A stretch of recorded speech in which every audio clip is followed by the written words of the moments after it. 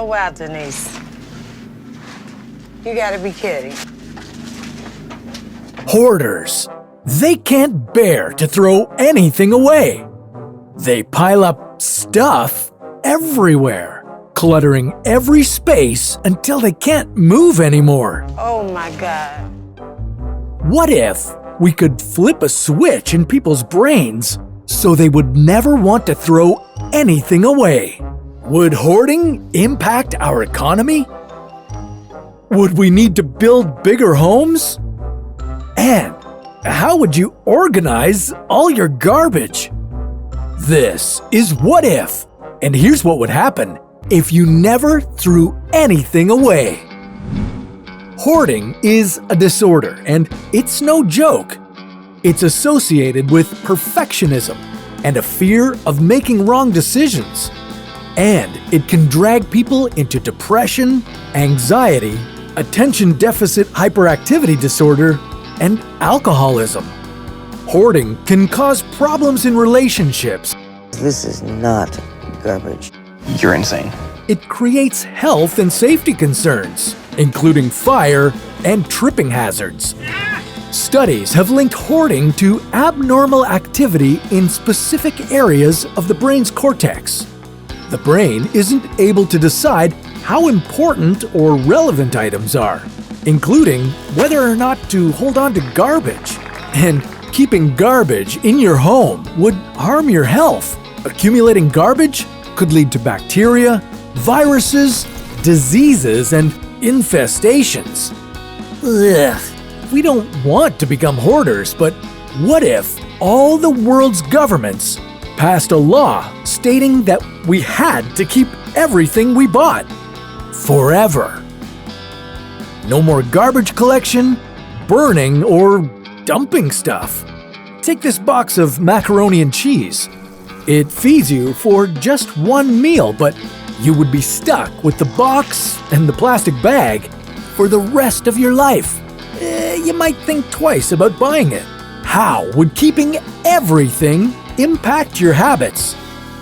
If you had to keep everything you bought, you'd need to become more thoughtful, resourceful, and healthy. You might say goodbye to plastic bags and choose reusable shopping bags.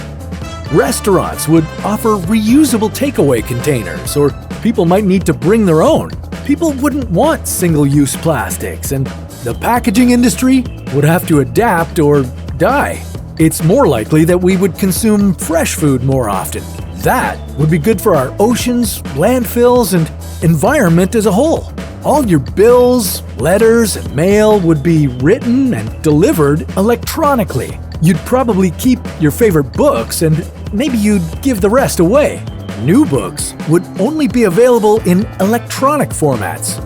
The repair industry would skyrocket, and so would do-it-yourself activities. Imagine building your own kitchen or that deck you've always wanted for the backyard.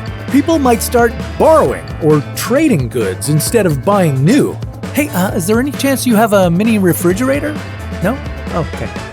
We wouldn't be as obsessed with upgrading our homes and buying new things. And we might end up saving money that we could spend on experiences instead of things.